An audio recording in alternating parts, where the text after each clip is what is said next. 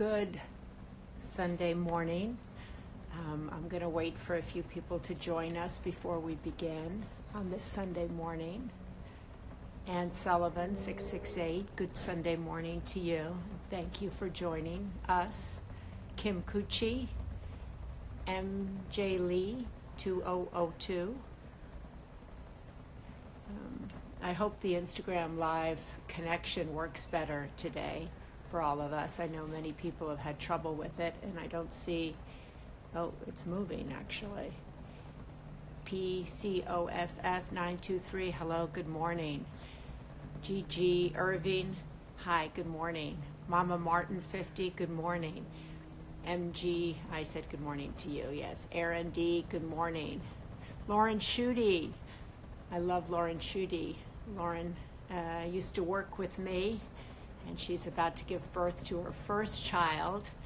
And so I know this is a bit of a hectic and uncertain time for people who are about to give birth. And so that's why we're going to talk about faith today, and we're going to talk about hanging in there and thinking that the best is yet to come, whether you're about to give birth or whether you're about to walk out on a social distance walk, whatever. So there's Lauren Schutte. And Mindy M., good morning from Pennsylvania. So many good people joining us. Oh, there goes a plane. Good morning from Long Island. So I'm going to wait.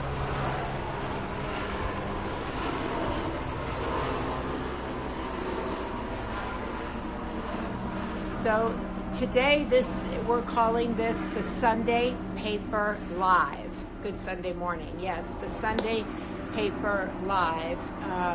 The Sunday Paper is a weekly newsletter that we do out of Shriver Media. It's free. It's a digital newspaper. You sign up at the Sunday Paper. You can go to mariashriver.com and sign up for the Sunday Paper, a free digital newspaper that's focus is to inspire your heart and mind and help us all move humanity forward. Our mission is to be a part of creating a more caring, compassionate, collaborative world. And so everything that we publish has that mission in mind. We publish to-be lists. Today is my daughter Christina Schwarzenegger, her to-be list, not her to-do list, her to-be list. We publish reflections that you can read and sit with and maybe go out into the world thinking about. We recommend classes and courses that you can attend that might help you become a more caring and compassionate person. We all have to become that way. Anthony, Cynthia, thank you from the Ozarks. Oh my God, I started Ozarks last night.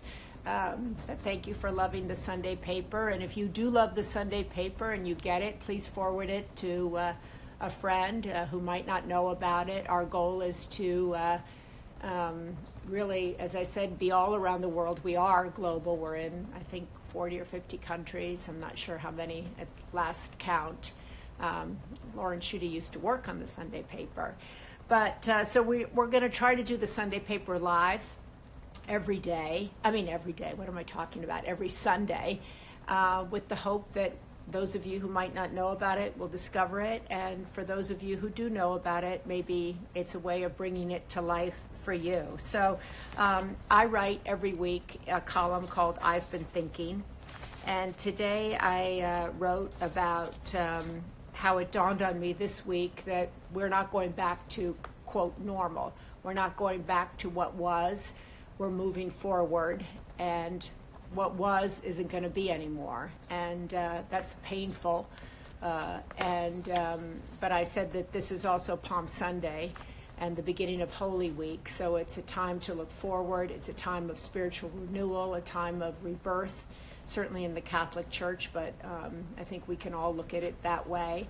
And we're meant to go forward, no matter the pain. And I wrote in here about all the conversations that I had this week that involved loss of a job, loss of income, and then in my own family, loss of a child and a grandchild. And that I learned that even in the time of Corona, we can't grieve the way we used to grieve. We can't gather to hold someone who's grieving. We can't have the kind of wake we might have had if this were not happening.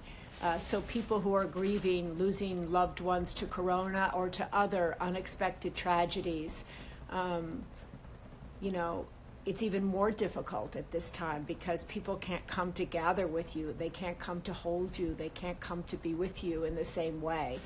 And that's also adds to your pain. And so I wrote about that this week, and I always end my column with a little prayer. And the prayer this week is, Dear God, as I enter this holy week, may I remember that this is a time for renewal and rebirth. Things may feel different, and they are, but they are also moving forward. Help me see the light and remember that I too can be a light. Help me to move forward. Amen.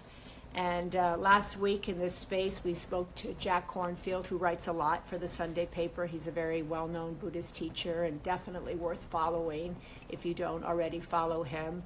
And Gary Chapman is in this week's paper. He wrote the love languages, 5 love languages, which I highly recommend, whether you're in a relationship or not.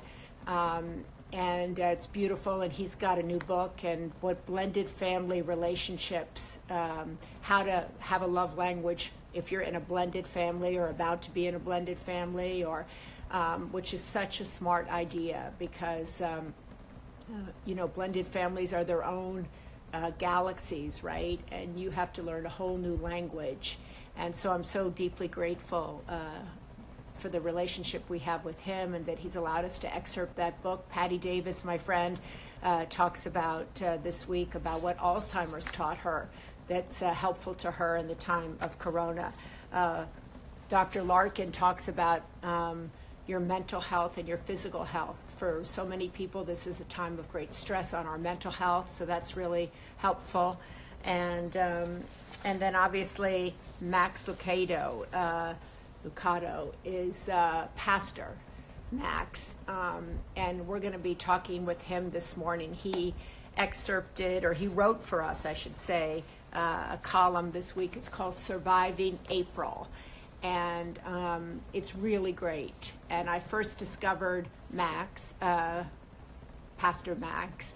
My mom gave me his children's books when my kids were young. She used to always give me a bag of books to take to church on Sunday so that the kids wouldn't disturb people at church. And so I always had this big bag of books that I would bring into the church. And there were always books by Pastor Max Lucado in them. Lucado, I always mispronounce that, Lucado. And so I was so pleased to then discover that he wrote books for adults too, beautiful books, and that he's a pastor in San Antonio. And he's going to join us this morning to talk about faith, to talk about getting through this time, and to talk about Surviving April, which is his column in the Sunday paper today. We also recommend the new course at Yale, which is about how to find happiness. It's up for free now. It's the most popular course at Yale. And so I went and listened. Pastor Max has a lot of pieces on YouTube about their coronavirus check-ins. I'm going to try to find him. I don't know that he's Max. Oh, there he is. So he has the most calming voice.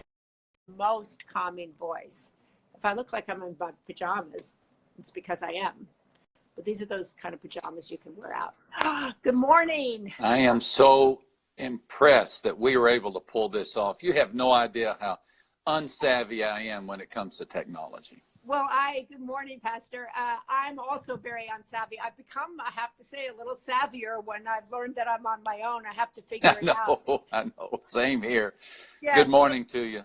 Good morning to you on this Palm Sunday. And I was just telling our audience that I first heard about you from my mother, who used to send me all your books for children. And I was saying that I brought them into church. And then I've gone on to discover you as an adult. And thank you so much for your piece on Surviving April that's in the Sunday paper today. And I went and checked in on all the coronavirus check-ins that you've been doing And Pastor Max, you said in your piece this morning that you think there are 3 emotional tools that we all need right now. Can you walk us through what you think we need to get through this time?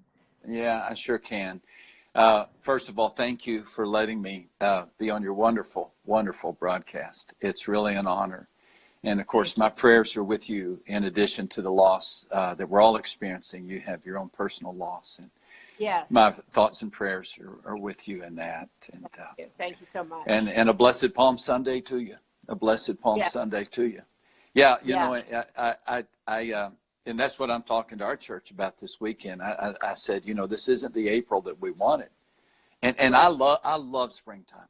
All of us love springtime. I think I'm addicted to springtime. I love spring. I love spring baseball. I love spring March Madness. I really love the Masters. I mean, I record it and I rewatch it.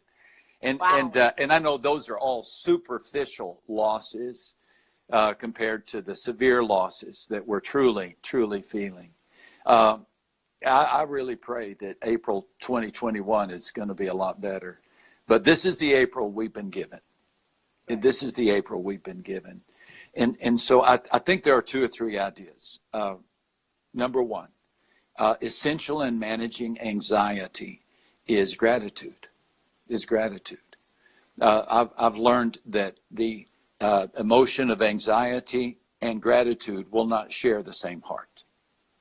The emotion of gratitude and anxiety, they just don't share the same heart. I challenge people. Pause a second there. Yeah. You're saying that if we express gratitude, that anxiety that we feel in our bodies and in our brains will dissipate. It'll pack up the bag and walk out the door. It really will. Test me on this. Test me. Just make a list of 10 things for which you can be grateful today, and see if you don't sense the fear of loss, the fear of tomorrow, the fear of uncertainty. See if you don't sense it beginning to leave. The surest way to deal. I'm sorry, I've been talking a lot, and I know you have too. I love your voice. I find it very calming. It's kind of gravelly today. So the Apostle Paul, in the most famous verse in the Bible, we know this because it's the most underlined verse in the Kindle Bible. He says, "Be anxious for nothing, but in everything by prayer and petition, with thanksgiving, let your requests be made known to God." So the phrase "be anxious for nothing," Maria, as we know, is written in a Greek tense, which means don't let yourself be perpetually anxious. Anxiety comes with life. Just don't let it suck the life out of your life. And you do that by letting your requests be made known to God, and then you do so with gratitude. With gratitude. I think gratitude really matters in a time like this. And so you talk about, in your piece, you talk about these 3 essential tools. You talk about gratitude. You also talk about determination and others. So walk us through, what do you mean by that, with others? Okay, with others. Jesus said it's more blessed to give than receive. That's kind of the rule of thumb. If you want joy, you find joy in helping others. The secret to surviving tough times is to remove your mind from your needs and make yourself available to help.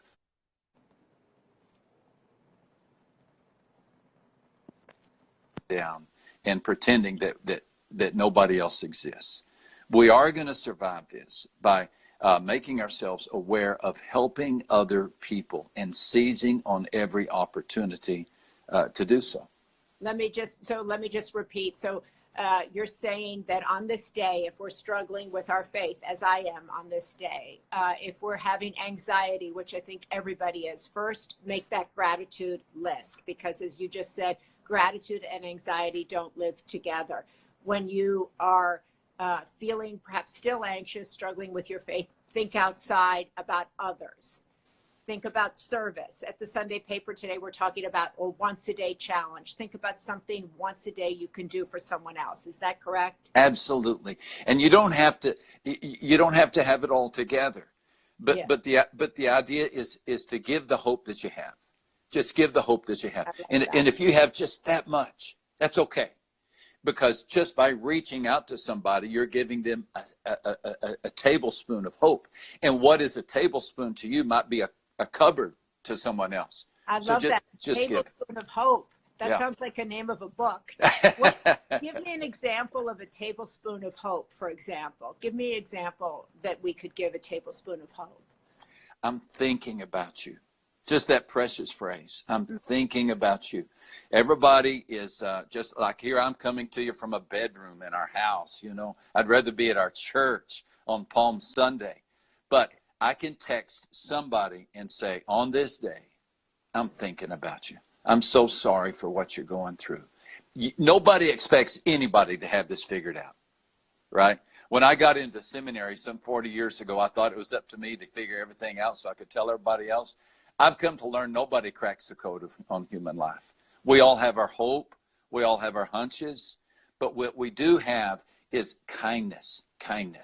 And so give someone a tablespoon of kindness today. And again, what is small to you might be huge to somebody else. I mean, if you're a beggar and somebody gives you a piece of bread, that's like giving you a loaf of bread. And so if somebody in your life needs just a piece of bread today, and what happens for Christians, we believe the Holy Spirit comes and works through us.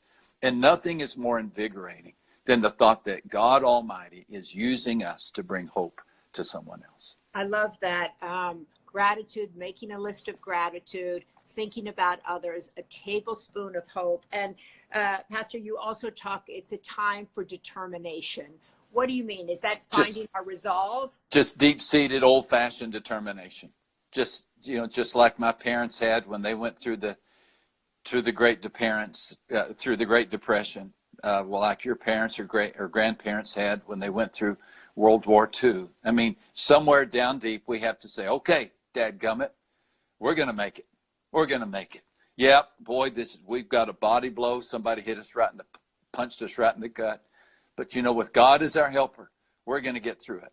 In that article, I tell about, I know you've met so many fascinating people in your life. I've met just a few. And one of them is Robbie Reisner, a general from the Vietnam War who spent 7.5 years in Hanoi as a POW. And he told me how he would pry the grate off the floor vent in his cell and lower his head and stare through a pencil-sized hole in the brick at a piece of grass. And that's how he found strength every day, finding that source of life, because his entire world was gray. And so I just encourage us, okay, folks, we're going to have to find that piece of grass. It is April. It's not the April we wanted, but grass still grows in April. I love that because a lot of people are repeating tablespoon of hope. Those are, as I say, they may sound small, but they're really big to the people that are on the receiving end of the tablespoon of hope. So many people messaged me yesterday, Pastor, about the tragedy in my own family. Many people said, I don't even have the words. I just want you to know I'm thinking of you. And that in and of itself touched me so deeply. I didn't need the words. I just needed the hope. I just needed somebody to say, I'm thinking of you. And I think that that's such a powerful idea, this tablespoon of hope, or that we're all can write down something that we're grateful for, even if our faith is challenged on this Palm Sunday, even if we've lost everything. And I think one of the other sermons I was listening to of yours last night, you said, God is everywhere you go. God is everywhere you go. And whether you're walking upstairs, whether you're walking outside, whether you're sitting in nature, however you call God, God is everywhere you go. And I found that so comforting. And cry out to the God you know. Yeah. Cry out to the God you know. We're all trying to know him. And maybe you don't know him. You know what? That's okay. Talk to him anyway. Just cry out to the God you know and say, God, if you're up there, whoever you are up there, I need help. Mm-hmm. The Bible is full of stories of people who didn't know God, who cried out to God, and God gave help. The Bible presents a God who loves us, who cares about us, who walked on this earth and came and bore not only our human flesh, but bore our sin, and then rose from the dead on Easter Sunday. And that promise has not been taken. A lot has been taken, but that promise has not. And so just cry out to him.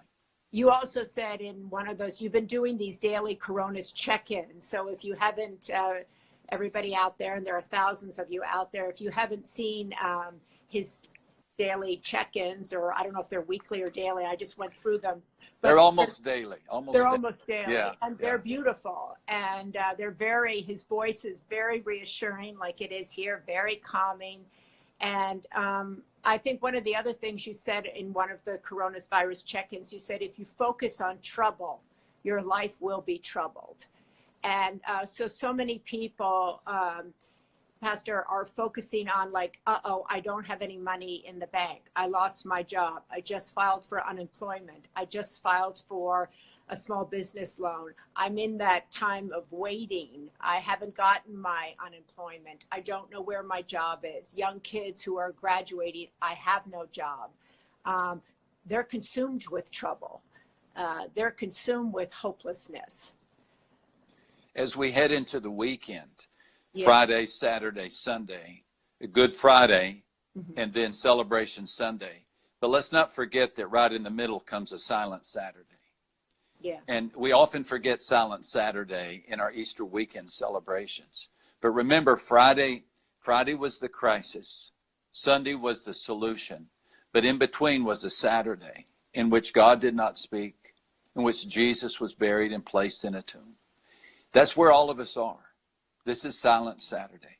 A catastrophe has befallen the world. We're awaiting a solution. We're caught in between. In those hours of Silent Saturdays, what we can do is claim every promise we've ever heard about God. He is good. He is faithful. He is strong. He is coming. We can lift up our eyes and we can fix our eyes on heaven, on the assurance that this life is going to pass and the great eternal life of joy and peace awaits us.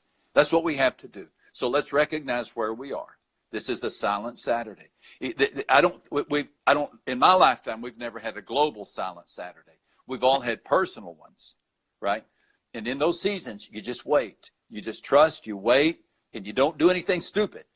You just kind of hang in there. You hunker down and you trust.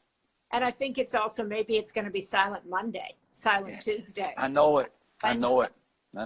It's kind of, maybe, and maybe in that time, if you're feeling like it's a Silent Monday, a Silent Sunday, picking up the phone. That's another thing I've learned about my son is living with me, but also when you're alone, people sometimes think they shouldn't reach out to you with the tablespoon of hope. And so sometimes you have to be the one that reaches forward to say, I need you.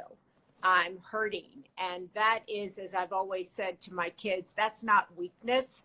That's a sign of incredible strength to say to somebody, I'm hurting right now. I need something. I don't even know quite what it is. You must be inundated with people saying to you, Pastor Max, I need something, and I don't even really know what it is. All over the place. We're all overwhelmed right now. We are. A piece of advice that was given to me years ago that I give often, Maria, is walk in the direction of an answered prayer. Walk in the direction of an answered prayer. What does that mean? Well, okay, so there's a story in the New Testament about a father whose son was dying. He made a 20-mile walk from the town of Capernaum to Cana to ask Jesus to heal his son. He came and he begged Jesus to heal his son. And Jesus said, go home, your son will live. Now, what the man wanted was Jesus to go home with him. But Jesus said, no, you go home, your son will live. And so that man had to make a choice. Was he going to stay there and insist that Christ come? Or was he going to obey and do what Christ said? So he turned and he made that, believe it or not, 20-mile walk all the way back home, not knowing whether his son would live or not. But when he got home, the son was alive. I think that story tells us that we could always, when we offer a prayer, we believe that Christ has heard us. We believe that God has heard us. So let's walk in the direction of an answered prayer. Let's don't assume that the worst is going to happen. Okay? That's very hard. But let's just don't assume. Let's assume something good is going to happen. That's faith. Let's assume, okay, I have asked the Lord. I'm going to start behaving like that prayer is going to be answered. I think also, Pastor, is that, we're hearing from so many political leaders, okay, the worst is yet to come. Brace yourselves. It's going to get worse. And that heightens people's anxiety, makes them so fearful. When you're anticipating that something worse is going to happen and you think you've already been through the worst, is gratitude the place to come back to? Yeah. It is. Boy, you're asking great questions. These are such great questions. Okay, here's another principle of the Bible. Okay. God meets daily needs daily. God meets daily needs daily. We tend to go to God and say, God, give me everything I need for the next 3 months. That's not how he works. The story of the Hebrews in the wilderness with Moses and the falling of the manna, remember? They could gather enough for the day, but they couldn't gather enough for the next day. So it doesn't do us any good to say, God, give me everything I need to get through this crisis. That's not how he's going to respond. What we do need is, and I pray this every morning, I say, Lord, just give me enough to get me through the day. Just give me today's manna today. And I know that tomorrow I'm going to ask you again, and you're going to give me tomorrow's manna tomorrow. So when our leaders rightly say it's going to get worse, don't let that freak you out. If it gets worse, God gets stronger. When the problems get greater, God gets stronger. So just trust he's going to give you what you need as you need it. Pastor, I go to a church here in Santa Monica. It's called St. Monica's. I have a pastor who works 7 days a week, 24/7 on the line. And I'm sure you're the same way.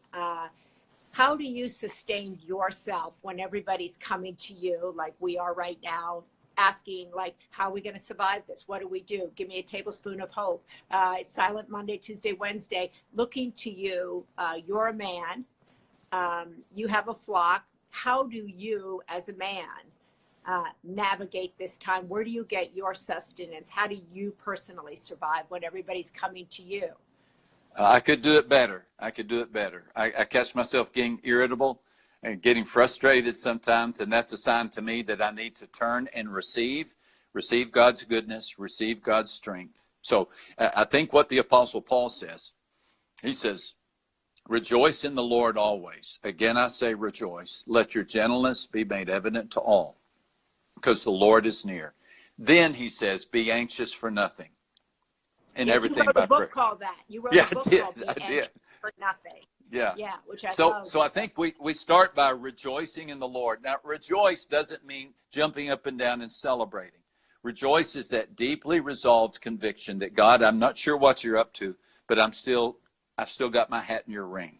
I'm still going to follow you. It's not easy. And so we just rejoice and we set our mind on the goodness of God. Maria, I try to do that every morning. I try to begin. I have a little prayer closet, and I get down on my belly, and I'm in my pajamas. I ain't much to look at. And I just say, Lord, I just need your strength for today. I rejoice in your ability. I rejoice in your goodness. I thank you for what you've done. And that's about it. I don't have a magic bullet or anything. I just do what you're doing.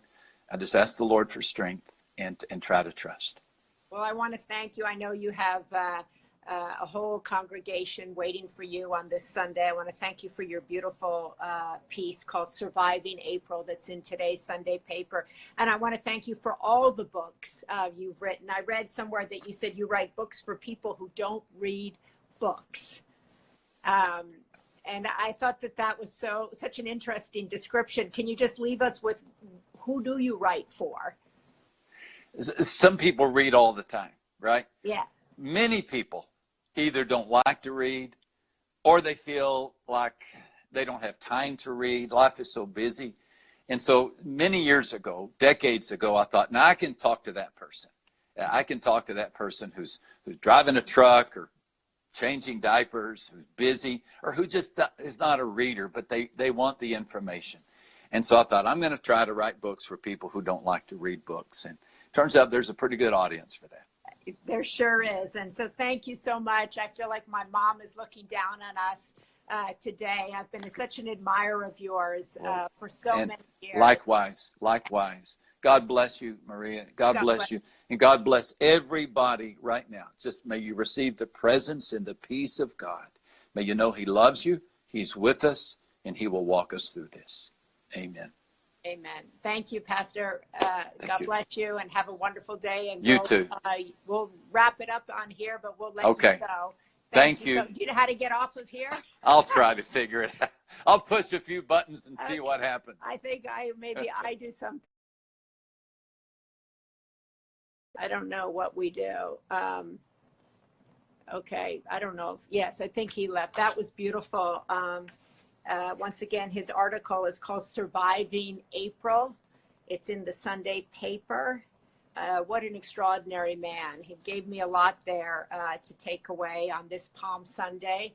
A tablespoon of hope, gratitude, getting rid of that anxiety that we all feel at this time, and finding my determination, finding my resilience, finding my resolve, finding my grit, which we all have. I wrote about that in my article today, remembering that we're all brave, remembering that we all have resilience and strength, and we're going to come out of this and we're going to tell our children, our friends, remember that time. Remember that time when we rose up. Remember that time when we became resourceful. Remember that time when I gave birth.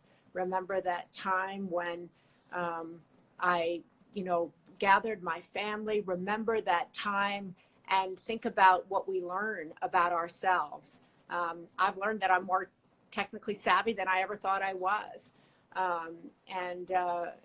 I find myself having my faith tested, my resolve tested, and I also know that I'm going to be okay. So a lot of you have said to me that you're thinking of me on this day and my family. And I want to thank you. So many of you have left me messages on Facebook, here on Instagram. And I want you to know, maybe if I don't respond to every single one of them, I read. I sat in my bed last night and I read all of these comments that were so kind, so loving, so supportive. So I don't want anybody to think that if they leave a comment, it's in vain. I want you to have faith that I've read them, that I'm reading them, that I'm going over them, and they help me. So thank you so much. Maureen, thank you for saying you love this Instagram. I hope the Sunday paper helps you on this Sunday, helps those you love, those you know. Pastor Max, as I said, is such a wise, calming presence. There was so much that he said. Tablespoon of Hope. I think that's going to be the name of his next book. I don't know why I think that. I think all of us just participated in maybe coming up with an idea for his book, or maybe that's something we could all write, a tablespoon of hope. In today's Sunday paper, we're starting the once a day service challenge. Once a day, each of us can be of service to somebody else in some way, in some capacity, even if it's just that phone call that he said, that text that when you leave that text on Facebook or Instagram, that's your once a day service. And please also don't forget that by staying home, you are being of service. This is what our leaders have asked of us. They've asked us to stay home. And I myself have struggled with that, thinking like, what am I doing staying at home? How is this being helpful? And it is helpful because it's allowing the health workers to do the work with the people who are sickest. And they're thanking us for being of service by staying home. So remember, staying home may feel like nothing, but it's huge. It's an act of service. It's an act of service to call someone. It's an act of service to make a mask for someone. It's an act of service to donate $10. It's an act of service to donate blood. It's an act of service to check in. And we've got to change the way we think of service. Yes, we could serve in the military. That's extraordinary. Yes, we could serve at an emergency room. That's extraordinary. Yes, we can go and help Chef Andreas feed the masses. That's extraordinary. But also, it's extraordinary to stay home. It's extraordinary to call. It's extraordinary to text. So that's one of the things I've learned in my life, to stop qualifying something as big or someone else as bigger than you. All of these acts are super important, super impactful. Nothing is bigger or smaller than something else. That those words even, I think, make us compare our act of service to somebody else. So today, maybe let's go out and not compare our act of service, but let's just think about what act of service we can bring forth, what tablespoon of hope we can bring to somebody else. And once again, thank you for all the comments on this Palm Sunday. Thank you for listening to Pastor Max. Thank you for reading the Sunday paper, which really is a labor of love and an offering from us. Thank you for all your kind words about my cousin Kathleen and the tragedy that's befallen her family. Thank you for your prayers for Maeve and Gideon. And my prayers go out to all of you who are suffering, who are struggling, who have experienced loss at this time, who may have lost a loved one to this virus or just lost a loved one to something else like Kathleen did. We're not going to compare our losses, but there is, enough loss, enough grief to go around. And so on this Sunday, may you be well. God bless you and your family. And thank you for joining in Sunday Paper Live. And we will be back on this account for our Home Together series that I've been doing with my son Patrick. Tomorrow we're talking to John Bon Jovi to talk about his incredible work. He and his wife Dorothea, they have something called Soul Kitchen, and where they feed the homeless, and it's really extraordinary. And wow, thank you, saying my voice is calming and reassuring. My brothers say it's not, but thank you. I'm going to go with that. That gave me a tablespoon of hope. But tomorrow we're going to talk to John Bon Jovi. On Tuesday, we're going to talk to Glennon Doyle. On Wednesday, Gavin Newsom here in California. We're also going to have a big forum on Alzheimer's. As many of you know, I do a lot of work in Alzheimer's and trying to keep that work going at this time. Thursday, we're going to be talking to Chef Andreas about all his extraordinary work, and then the former Surgeon General, about loneliness. I know many people are lonely, struggling with being alone for maybe the first time in their lives, just alone. So we've got a great week ahead for you on Home Together.